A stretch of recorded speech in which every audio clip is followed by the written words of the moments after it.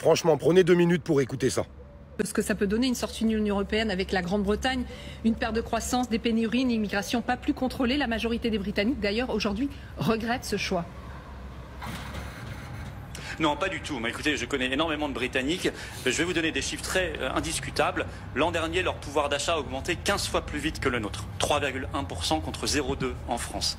Là, au premier trimestre, ils ont 3 fois plus de croissance économique que la France. 0,6 contre 0,2. Leur SMIC a augmenté 10% le 1er avril. Demandez aux smicards français, ils n'ont pas vu ça sur leur fiche de paye. Loin de là. Ils sont devenus 4e exportateur mondial devant la France. Ça n'était pas le cas avant le Brexit. Et sur l'immigration, ils viennent de prendre une loi. C'est vrai qu'ils ont eu un peu de retard à l'allumage. C'était compliqué, mais là, ils viennent de prendre une loi hyper stricte qui serait interdite s'ils étaient encore membres de l'Union européenne. Voilà. La réalité, c'est qu'ils sont en train de reprendre leur destin en main.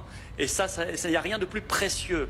Je n'accepte pas que la France soit un pays sous tutelle de l'Union européenne, de gens comme Ursula von der Leyen, les technocrates et les lobbies qui gravitent autour, qui sont surpayés et qui sont corrompus. Ça, je ne l'accepte pas. Notre pays est bien trop glorieux, bien trop libre, bien trop attaché à son histoire et à son avenir pour accepter une telle mise.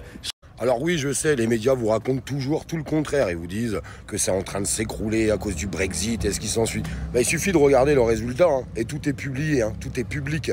Moi, je suis désolé, encore une fois, je suis d'accord avec Florian Philippot.